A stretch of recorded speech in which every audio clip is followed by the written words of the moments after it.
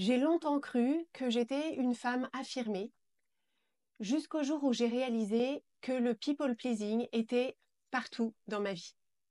Alors, si vous ne connaissez pas le terme, le people pleasing, ça veut dire littéralement faire plaisir aux gens, c'est la propension à orienter son comportement pour ne pas déplaire aux autres, pour ne pas décevoir, ne pas contrarier, ne pas créer de tension. Alors, on est tous et toutes préoccupés par ça, à des degrés divers, évidemment. Mis à part les sociopathes, dont je suppose qu'ils sont peu nombreux parmi les abonnés de Change ma vie, on préfère tous et toutes que les gens nous aiment bien, on préfère que les gens nous approuvent, on préfère que nos relations soient harmonieuses. Mais là où on entre dans le domaine du people pleasing, c'est quand cette préoccupation prend le pas sur toute autre considération. Quand elle crée un fort degré d'anxiété et quand elle nous empêche de dire, de faire, de choisir ce qu'on veut vraiment.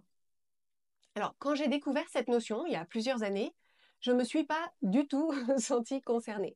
En fait, moi, je pensais au people pleasing dans son expression la plus caricaturale. C'est l'archétype de la carpette, la personne faible qui n'aurait aucune opinion et qui courberait les chines en toute situation. Je ne me reconnaissais pas du tout.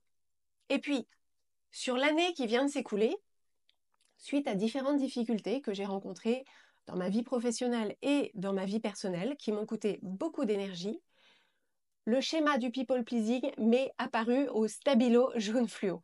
Et en réalité, je me suis aperçue que ce schéma dirigeait mes actions en sous-marin depuis vraiment longtemps. Donc il y a par exemple mon envie d'être perçue comme gentille, sympa, cool, ou ma difficulté à assumer les parties de moi qu'on pourrait trouver trop exigeantes, pénibles ou autoritaires. Il y a mon besoin de prendre la température émotionnelle des gens qui m'entourent, pour être sûr que personne ne m'en veut, ma propension à remettre en question mes propres décisions, surtout si je pense qu'elles pourraient être impopulaires. Il y a ma façon de répéter les dialogues dans ma tête avant d'aborder une conversation difficile ou après qu'elle ait eu lieu. Il y a ma difficulté à protéger mon temps et mon énergie quand j'ai pas de meilleure raison que juste j'ai pas envie ou c'est pas une priorité pour moi. Tout ça m'a coûté beaucoup. Il y a le coût émotionnel qui est considérable, mais pas seulement. Il y a aussi honnêtement des décisions que j'ai prises pour de mauvaises raisons. Des choses que j'ai laissées passer pour ne pas faire de vagues. Il y a des situations dans lesquelles je me suis pliée en 4 petits morceaux pour faire plaisir, pour finalement m'apercevoir que ça n'allait jamais être assez. Il y a des trucs que je me suis interdit de faire parce que ça risquait de m'attirer des critiques ou de l'incompréhension. Le people pleasing, c'est une prison invisible. La peur est réelle, mais les barreaux sont à l'intérieur de soi. Et depuis quelques mois, je travaille à les déboulonner un par un. Et c'est assez enivrant, cette nouvelle liberté. Je commence à goûter à une force à laquelle d'autres ont peut-être accès depuis toujours, mais que moi, je ne découvre que maintenant. Et ce que je sais maintenant de façon sûre, c'est que le people pleasing n'est pas réservé aux personnes effacées ou qui manquent de confiance en elles. Il peut aussi s'infiltrer chez des personnes affirmées, actives, accomplies, et c'est là que c'est le plus difficile de le repérer justement. Alors tout ça m'a donné très envie de vous transmettre comment j'ai fait et ce que j'ai compris de nouveau qui m'avait échappé pendant toutes ces années et qui faisait que mes tentatives de me raisonner ou me blinder ne fonctionnaient pas.